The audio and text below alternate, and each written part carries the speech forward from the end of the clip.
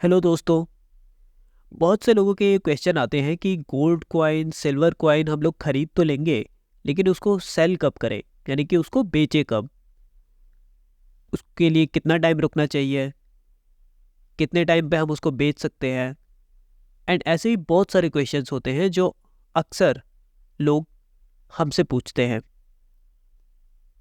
तो आज के इस वीडियो में मैं आपको बताऊंगा अपना एक्सपीरियंस। रिसेंटली मैंने अपने दो गोल्ड कॉइन सेल करे थे। एक था WHP का 2 ग्राम और एक BRPL का 1 ग्राम। तो मैं ये एक्सपीरियंस आपके साथ शेयर करना चाहता हूँ। आई होप कि आप मेरे एक्सपीरियंस से भी कुछ नॉलेज लेंगे और ये आपको एक बेटर डिसीजन लेने में हेल्प करेगा। तो चलो शुरू करते हैं इस वीडियो को। तो दोस्तों, दो गोल्ड कॉइन्स मैंने खरीदे थे। एक था WHP का 2 ग्राम का और एक BRPL का 1 ग्राम का। जैसे कि मैंने पहले भी बताया, मैंने इन्हें खरीदा था एजियो से ऑनलाइन, क्योंकि मैं वहाँ पे कार्ड का डिस्काउंट ले पाया था। एजियो पे जनरली डिस्काउंट्स चलते रहते हैं और मुझे 10% डिस्काउंट मिल गया था। मैंने इन्हें दिवाली से पहले ख़रीदा था। उस टाइम गोल्ड का रेट थोड़ा कम था और मुझे डिस्काउंट भी मिल गया था। तो कुल मिला के मुझे एक अच्छा प्राइस मिल गया था। हालांकि मैं इन्हें लॉन्ग टर्म के लिए रखना चाहता था, लेकिन थोड़े टाइम पहले मैंने देखा कि गोल्ड कॉइन और जो मतलब गोल्ड का रेट है वो ऊपर जा रहा है, यानी कि हाई हो रहा है। तो मैंने सोचा कि एक बार को सेल करके भी देख लेते हैं, क्योंकि कुछ लोगों के क्वेश्चंस भी आते हैं कि गोल्ड सेल कैसे करेंगे, कहाँ पे करेंगे। तो एक एक्सपीरियंस लेने के लिए मैंने इन्हें सेल करने का सोचा। तो मैंने अपने लोकल ज्वेलर पे पता किया कि गोल्ड कॉइन को अगर मैं सेल करता हूँ, या मतलब गोल्ड को मैं सेल करता हूँ, तो मेरे को कितना प्राइस मिलेगा। सो प्राइस जो उसने मुझे अभी दिया वो था 62,500 पर 10 ग्राम ऑफ गोल्ड, यानी कि 10 ग्राम गोल्ड का वो मुझे प्राइस दे रहा था 62,500। और मैंने जो गोल्ड खरीदा था, जिस टाइम मैंने गोल्ड परचेज किया था, उस टाइम गोल्ड अराउंड 57 या 58,000 पे था। सो जो मैंने कार्ड का डिस्काउंट लगा के जो परचेज किया, मैं उसकी बात बता रहा हूँ। जो टोटल मेरे को पड़ा वो 58,000 का पड़ा, 10 ग्राम का गोल्ड। तो मैंने 2 ग्राम का एक WHP का गोल्ड कॉइन और एक 1 ग्राम का BRPL का गोल्ड कॉइन उस टाइम खरीद लिया था, और उसे मैंने अब बेचा है। तो अगर आप कैलकुलेट करेंगे तो ये 10 ग्राम पे रफली अराउंड आएगा 4,500 का प्रॉफिट। और अच्छी बात यह है कि ये हमें मिला है सिर्फ 3 महीने में। मतलब इतना प्रॉफिट हमें मिला है 3 महीने के अंदर। तो आपके मन में सवाल होगा कि मैंने एजियो से ही क्यों ख़रीदा, अमेज़ॉन से क्यों नहीं ख़रीदा।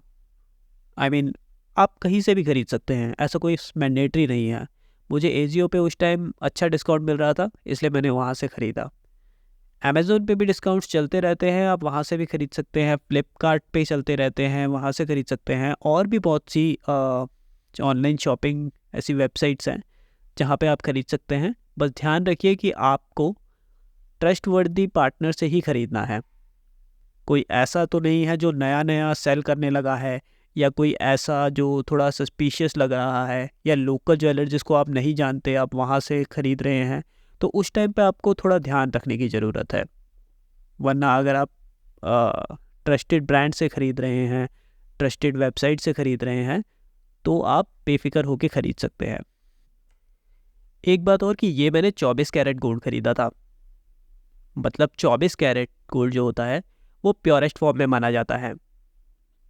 अगर आप ज्वेलरी के लिए गोल्ड ख़रीदना चाहते हैं कि फ्यूचर में हम ज्वेलरी बनाएंगे या कुछ ऐसा काम करेंगे, तो आप 24 कैरेट, 22 कैरेट, 18 कैरेट अलग अलग गोल्ड कॉइन ख़रीद सकते हैं।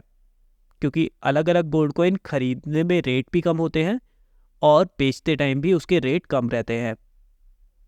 तो वो डिपेंड करता है कि बेसिकली आप किस चीज़ के लिए ले रहे हैं। अगर आप इन्वेस्टमेंट के लिए ले रहे हैं तो प्रेफर यही रहता है कि आप 24 कैरेट गोल्ड खरीदें। अगर आप ज्वेलरी के लिए या किसी और चीज़ के लिए ख़रीद रहे हैं तो आप कम कैरेट पे भी जा सकते हैं, यानी कि 22 कैरेट पे या 18 कैरेट पे। एक और क्वेश्चन जो जनरली लोग पूछते हैं वो ये है कि हम कहाँ पे इसको सेल कर सकते हैं। मतलब हम इसको लोकल ज्वेलर पे ही सेल करें या हम इसको किसी ब्रांड पे सेल करें, यानी कि तनिष्क, कैरेटलिन या ऐसे किसी ब्रांड पे सेल करें। तो दोस्तों मैं आपको बता रहा हूँ कि मैंने जो इसको सेल करा था वो लोकल ज्वेलर पे ही सेल करा था। लोकल ज्वेलर ने इसका मुझे रेट दिया था, जैसे मैंने पहले भी बताया, 62,500। ये रेट मैंने जब देखा MCX की वेबसाइट पे, तो मुझे ये रेट सेम ही दिखा रहा था उस डे का। सो वहाँ पे मैं वहाँ पे मैं श्योर हो गया कि जो ज्वेलर रेट दे रहा है वो बिल्कुल एग्जैक्ट है। सो आप ज्वेलर के बोलने पे मत जाइए, आप खुद से भी कंपेयर कीजिए कि ऑनलाइन अभी गोल्ड का रेट क्या चल रहा है। एंड रही बात ये कि आपको कब सेल करना चाहिए, तो मैं ये कहूँगा कि अगर आपको बहुत नीड नहीं है, अगर आपको गोल्ड की पैसों की बहुत ज़्यादा इमरजेंसी या ऐसा कुछ बहुत ज़्यादा नीड नहीं है, तो गोल्ड को लॉन्ग टर्म के लिए रखिए, क्योंकि लॉन्ग टर्म में ही गोल्ड अच्छे रिटर्न्स देता है। शॉर्ट टर्म में आपको उतना बेनिफिट नहीं मिलता है। गोल्ड का एक और चीज़ होती है कि गोल्ड जनरली फ्लक्चुएट करता रहता है, तो ऐसा ज़रूरी नहीं है कि आपको प्रॉफिट ही मिलेगा।